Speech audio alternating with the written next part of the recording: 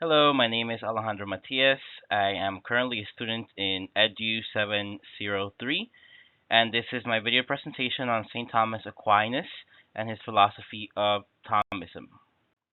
Alright, and here is our agenda for today. We'll be discussing multiple topics, such as the historical background of St. Thomas Aquinas, his philosophy of Thomism, opposing views, and a final analysis that encompasses everything we've talked about. St. Thomas Aquinas was born into a wealthy European family of noble origins in the early 1200s, which is the High Middle Ages, which resulted in him having opportunities in education, such as attending boarding school at a very early age of his childhood, as well as college in his teenage years. He became a university professor at the age of 25, and later on a priest.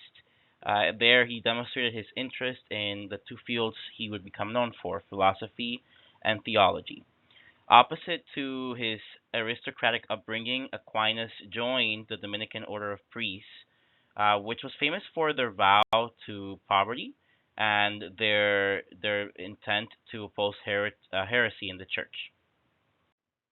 Aquinas was influenced by multiple external factors in his pursuit to correct and refute the societal beliefs that were very popular during his time period. Specifically, there were two factors that played a role in his decision to uh, end up creating what ended up becoming Thomistic scholasticism. The number one reason was the rise of Arab influence in European society and culture, specifically the spreading of Islamic theory by Arab philosophers in colleges, universities, and just in general in society, which were leading to the misconceptions about Christian doctrine at the time, as well as the renaissance of Aristotle's philosophy in regards to observation and reasoning, which is based on idealism. So Aquinas infused Christian philosophy with the already existing philosophy of realism by Aristotle to create what ended up becoming known as Thomistic scholasticism. This philosophy focused on deduction and intellect and answering questions posed about life through observable and measurable methods as well as faith and reason. So this all leads to the philosophy of Thomism, which was developed in the High Middle Ages, specifically from the years 1000 to 1300 AD. Thomism can be summarized in that reason should be the primary means of acquiring knowledge, but for knowledge beyond the realm of reason, people must rely on faith.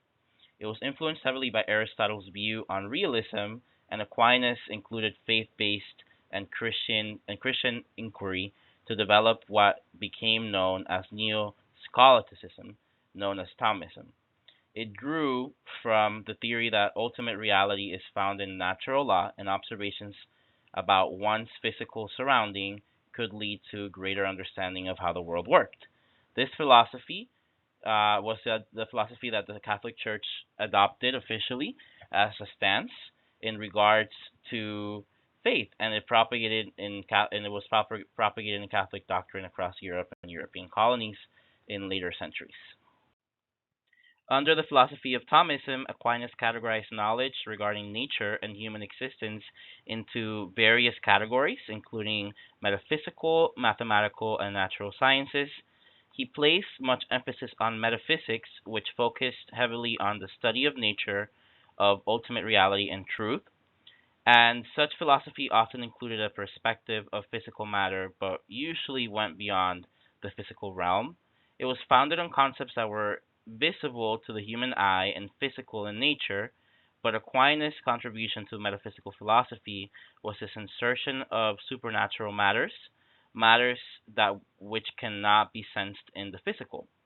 The combination of both the natural and the supernatural allowed for a broader questioning regarding the universe and faith to be included in this method. This philosophy was not without opposition, however. Christian humanists of the time were not fond of his connection to Aristotle, and they did not consider Aquinas' use of Latin language to be inspiring. Protestant movement leaders such as Martin Luther criticized and even stated that Thomistic philosophy was being used to destroy the truth, And in Aquinas' time, as well as current times, his views have been considered by constructivist philosophers as contrary to such theory, which focuses on self-guided learning. They believe that humans can construct and build knowledge and truth and not depend on their teacher for instruction. As a final analysis, St. Thomas Aquinas' philosophy of Thomism is one that has influenced Catholic education and doctrine, and has specifically been influential in the Catholic Church, as it has adopted Thomism as the leading teaching method among schools and universities. Thomism can be considered a beginning model of what later became known as a scientific method, which places importance on repeatable observations, logic, and deduction to find correct answers. And this theory can be debated by those who believe that knowledge can be self constructed, as most schools currently teach.